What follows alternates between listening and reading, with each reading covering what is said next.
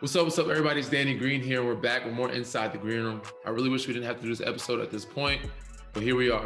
In this episode, we will discuss season coming to an end, chat around Ben Simmons, and my free agency. Let's get into it.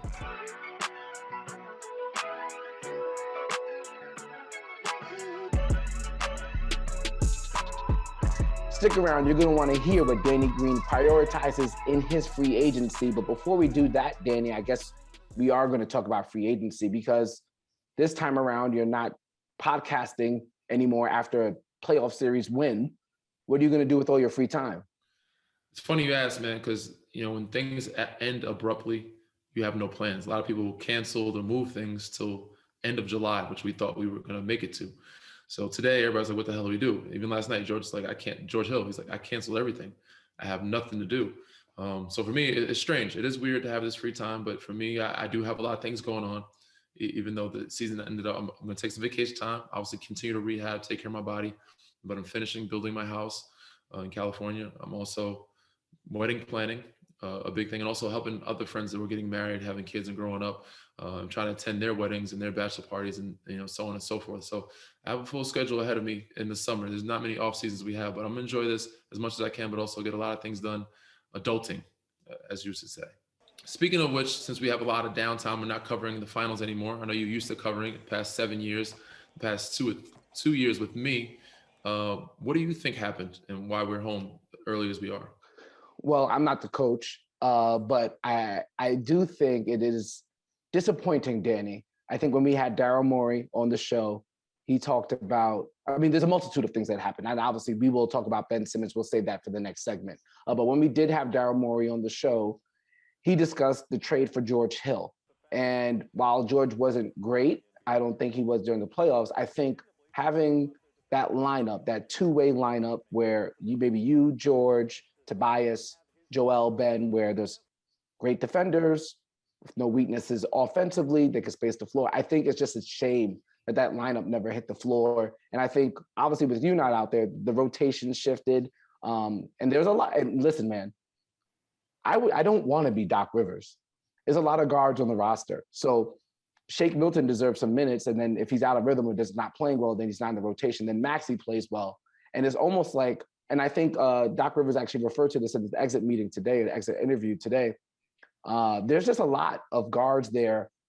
And you guys are very small in the sense that you have a lot of guards to play. And when you have a lot of guards to play, it almost is like, what's the word I'm looking for? It's like the crime of having too much.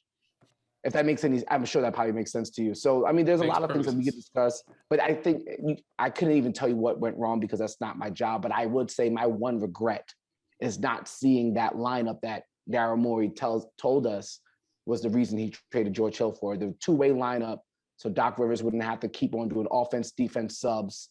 That was disappointing to never see that for sure. I agree, man. I think, like you said, there's too many tools in the toolbox. And we had a plethora of wings that can do a lot of different things. Unfortunately, I was out, I was hurt. And so we couldn't see that lineup. It would have been fun to play with. But like I said, when I'm out the lineup and things shake up, it changes the whole chemistry of the rotations. So some guys are going to play minutes they're not expected to. Some guys have a limited minutes to show what they can do. And then when you're down 3-2 or you're down a game, superstars and stars are going to play more minutes. So it's less minutes for those guys, less room for error, which makes it tough. So I think guys were in positions where they weren't able to succeed as well as they could, or even improve that they were able to, be a factor in the playoffs or in the series for us, which is tough. But Doc knows that these decisions had to be made.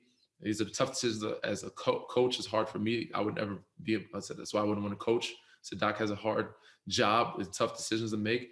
But yeah, man, the rotation was very different, and it's hard to see. Said with me being out, it's hard to see those different lineups, the ones that you regret not being able to see.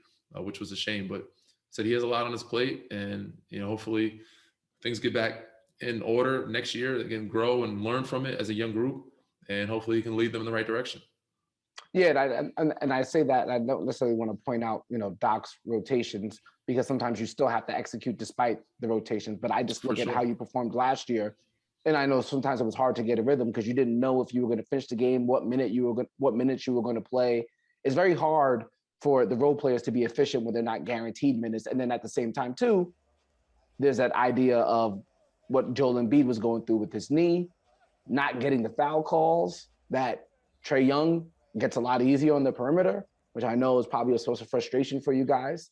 And then obviously there's the Ben Simmons issue. Before we talk about Ben Simmons, before we end this segment, what did you see from Joel Embiid throughout the course of this playoffs, and what's been your discussions with him since the season's ended? Joel fought like a warrior, man, through an injury and has been totally dominant all year for us, and even in his playoffs. The only thing that I could say was that you could tell he got fatigued. He was a little tired, and I'm sure that's on his mind. But he's had a heavy load to carry. He's had to carry too much, especially with certain injuries, certain people out, and certain people not performing the way we expected them to. He's had to carry the load even more. So it was even harder for him. But I know he's a competitor. He said he gave it his all. You know, he wrote on Instagram, loves the city, loves the fans. He did what he could, and he did. I truly believe that.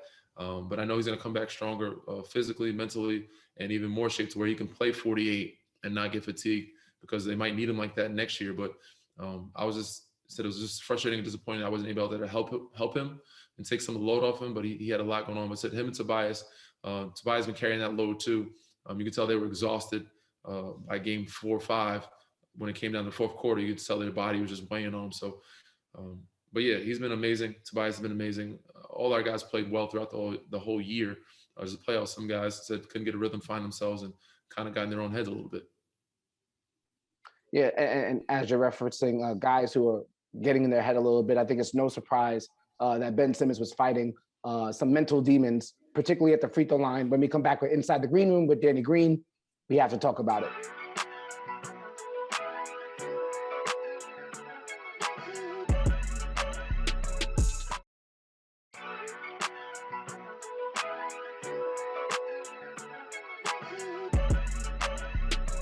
Back with more Inside the Green Room. That's Danny Green. I'm Harrison Sanford.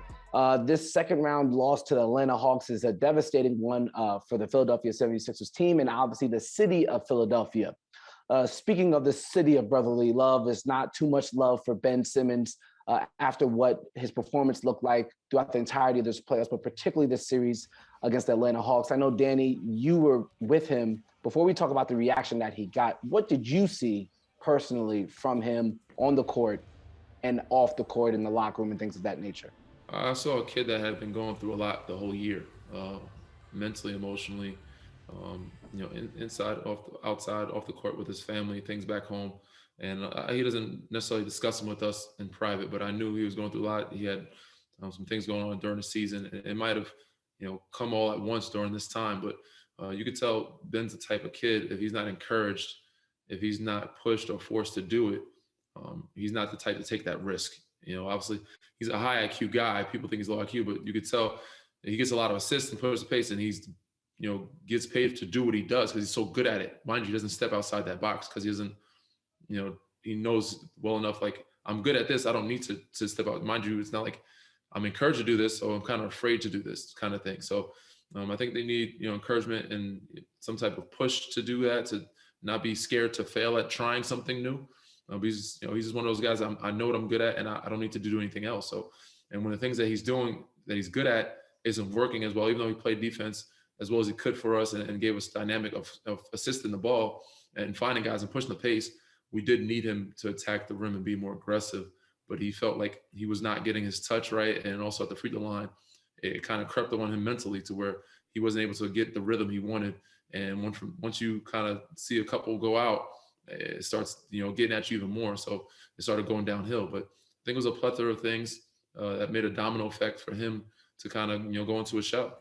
But at the same time, he still fought. He still showed up. He still played. He still worked hard. He still tried to give us his best chance for us to win with doing what he does, with screening, rolling, rebounding, defending. And, he did it to the highest capability he could. It's just offensively, he wasn't the Ben Simmons we need him to be at the time. I think somebody who's aspiring to get into the media, and you've seen the outfall since that Game 7 loss. What has been your perspective on the isolation of Ben Simmons in terms of him being pointed out as the issue for the loss? I mean, it's not fair, a shock. Is it fair or foul? It's never fair, man. It's always foul. You never point out one person for a team losing. And the media is killing them. The people are killing them all around the world. And it's not Ben Simmons who lost. It's the Philadelphia 76ers, and we all took that loss. Obviously, he's a big part of what we do. And if pieces aren't, operating the way they normally operate, obviously people are going to point at it and they're going to try to exploit it. But it's definitely foul to point out one person and give them all the blame of why we lost. There's many things, many mistakes we made throughout that series, throughout that season, that where we took losses during regular season and in the playoffs, that we could have won games and closed out series, and it had nothing to do with Ben Simmons of not playing his offense. Because I think we still could have won the series with him not being his normal self, regardless.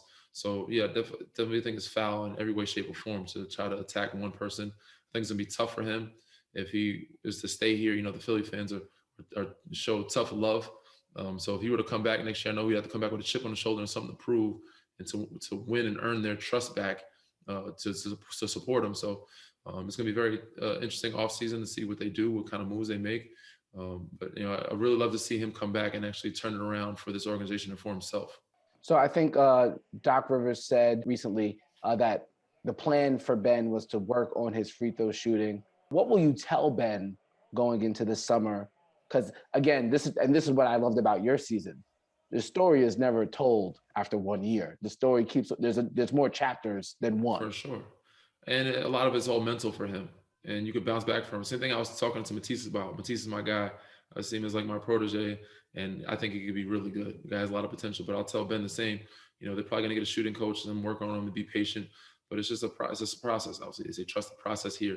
But you got to, really put your commitment and work into it. And mentally, the more you put the work in, the more mentally comfortable you get with it. The more you're able to step up and be confident in it and kind of be arrogant in that sense. So when it comes down to game time, he's not uncomfortable taking shots or shooting free throws. Same with Matisse. He's not thinking about cutting or driving the ball. He's thinking about, I'm gonna catch in space and make sure I knock this down. So I just reiterate to him, it's a mental game. Continue to build on yourself. Continue to work on your game.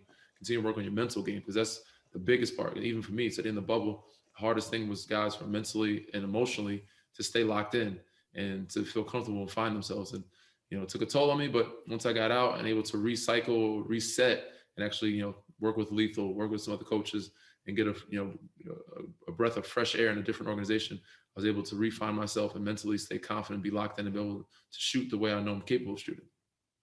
So you just said it, so now I have to ask it. You ended up going to a new organization.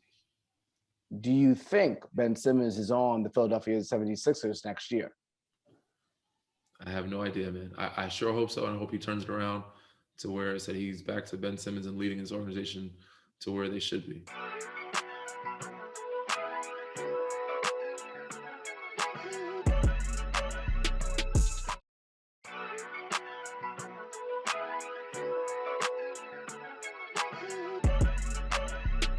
Back with more Inside the Green Room. Danny Green, Harrison Sanford. Danny, I don't know, is this the first season that you've played where you were healthy and where you weren't able to be on the court? Like, obviously, if you were in the rotation? Yeah, I think, playoffs, postseason, yes, it's the first postseason I have not been able to be on the court. There have been some seasons where I had injuries. It was during the regular season. They weren't major injuries. But yeah, not many times. I've been usually healthy for most of my career, knock on wood. Things have been great. Unfortunately, this one was different. And I think that was due to, a quick turnaround, so many games, not as much rest during the regular season, but so many factors. But, you can never predict how that's going to happen. But I was really planning on getting back, the next series if we were to move on to the next round. We looked at the calendar. There was a chance you might have made it for game 1 or game 2, especially because the series went to 7 games. I mean, I can't, you and I talked about this. I was kind of hesitant to see you on the court just because you and I were both, obviously, you were in Toronto. I was there in Toronto. When KD left the Warriors, where he took some time off from the Warriors, it was for a calf strain. And he came back that game 5 and tore his Achilles.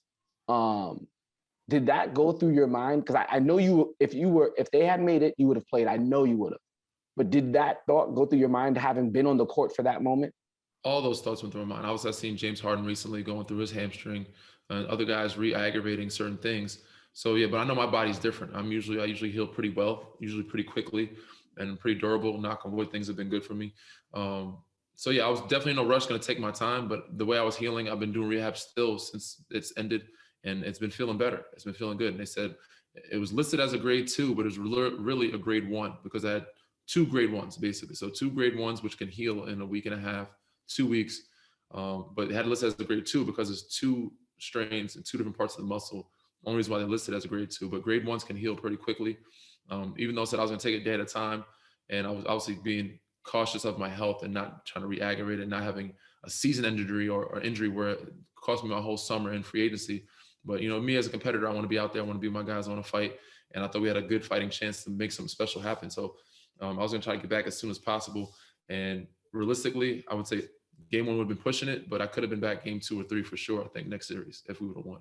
Yeah, I know you were eager to play because as I was sitting in Wells Fargo Center, you couldn't sit down. Nah, I'm in the refs here. I'm coaching, man. I'm trying to do as much as I can, keep the ship afloat, man. Just to help tell my guys, get me through this round, and I'll be back for you. But it was tough, and maybe me telling them that made them look ahead and skip some steps. But it was a hard fought battle for them. Those guys fought. A lot of guys were playing different rotation minutes. The chemistry was off a little bit, and it's crazy to see. Not saying I would scored a bunch of points, but defensively, I think I definitely would have helped.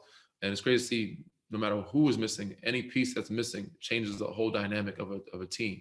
Whether it's a superstar, a role player, bench player, you miss that person, it changes the whole dynamic, the whole chemistry of a rotation and a system. So it's hard and not going to make an excuse because they weren't 100% healthy either.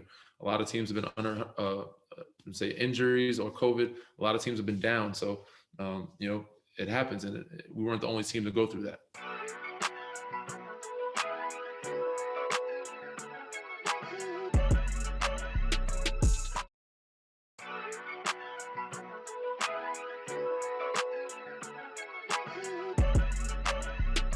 With more Inside the Green Room, about to sign off for the season, Danny Green, Harrison Sanford.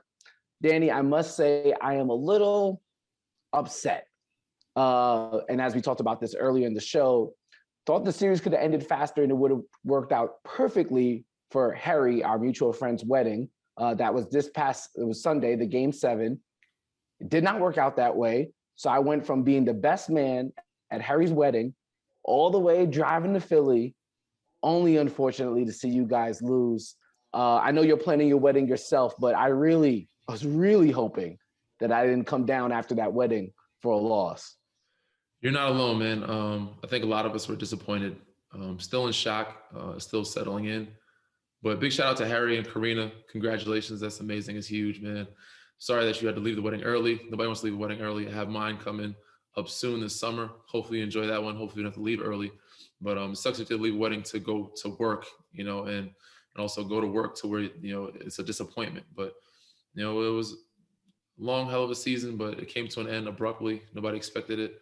And I think a lot of us were disappointed. I think it's more frustrating for you and I being on the sidelines, knowing things could be different. We had different issues, different situations, different scenarios of health, injuries, and chemistry. So, yeah, man. But I hope you enjoyed the wedding for the time that you were there. Big shout out again to Harry and Karina. I heard it was a beautiful wedding, and hopefully, I can make the next celebration you guys have. Yeah. So with that being said, I want to talk about what you're doing for this summer, which is your wedding and obviously free agency. So looking forward to dancing on that dance floor that you guys are going to have in Houston. Hopefully, I don't sweat as much as I did for Harry's and Karina's. But let's talk about your free agency real quick before we get out of here. There's obviously a multitude of factors that you have to factor in here with your age and your birthday about to pass, or just passing rather yet. If you could tell the fans what you're looking forward to in free agency in terms of things that you want to prioritize for the next team that you're on. And that obviously could still be the 76ers. Oh, for sure, man. I had a great time here. Unbelievable group, organization, from front office to the team, the players. It was amazing. I had a great experience. Even though we came up short, I feel like we had a golden opportunity to do something special. Had I been healthier, we don't know, this conversation might be happening differently. But when it comes to free agency, I think everybody kind of looks for the same thing. And I may be wrong, but as I'm older, I only have but so many good years left. I think everybody wants to you want to get all of the things you want in one if you can. You want to maximize on the best city you can be in with the best team that's a contender, and maximizing the dollar as well. So that was my goal last offseason or last free agency, and the same this free agency. So I want to be able to play for a contender, a team that's in position to win. Obviously, being in a nice city is secondary. I want to be something where I can fit the system. I think, when we look at tax purposes, that's another thing. But that's also, third dairy. I wouldn't say secondary, but third dairy. But you want to be able to have fun and enjoy your last good years that you have of playing in a organization or a system to where you can thrive and also be effective, but help a team win that as a chance to win. So I think you mentioned this in your end of season press conference. You think you got about 4 more years in you, huh? I mean, the way my body felt this year was good, man. I want to say at least 2 to 3 for sure, but I think the way that I've had a good group around me, body-wise, people-wise, of medical staff to be able to keep me fresh, I think I get a good solid 4 more in. I'm not saying I'll be Vince and play 22 years. Before for me is about 15, 16 years from now, 16 years in for me. And then who knows from there. But I think I got, a good solid couple more years of health with this body. That's great. I mean, if I remember correctly, I don't think you were that optimistic or wanting to play that long after you finished last year with the Lakers. I think that's a testament to the training that you put your body through, the health staff here with the Philadelphia 76ers. And with that being said, we have to give a full thank you to the city of Philadelphia and to NBC Sports Philadelphia for being our home for the podcast for this year, especially after the trade deadline. It did not end how we're used to doing it. So I'm hoping things turn back around. I'll say, I obviously, you're not one of the star players on the team, but maybe if you were on the court, things would have been different. So technically, maybe the streak isn't over because you weren't playing. Maybe the streak is still kind of somewhat on. Just on hold.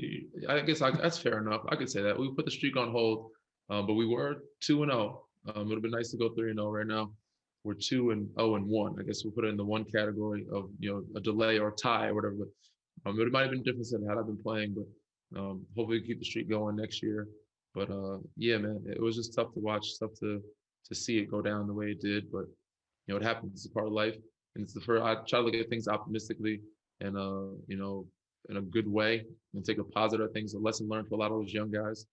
And I finally get a chance to rest my body a little bit and have a full off season where I get a chance to plan for a wedding, finish building a house, go to other people's weddings and bachelor parties and those types of things. Our friends are getting married. Everybody, we're getting older now. Everybody's having kids and getting married. So I'm able to be part of that now and see my family a little bit more and celebrate certain times with them and my close ones with having a full off season, which I said is a gift and a curse, but I'm going to enjoy it as much as I can to hopefully get rest and reset back to before next season starts. Once again, thank you guys, everybody at NBC Sports Philadelphia. Thank you to all the fans who have been watching throughout the entirety of the year. And we'll be back next season, hopefully in Philadelphia, but I guess time will tell. That's Danny Green. I'm Harrison Sanford, inside the Green Room.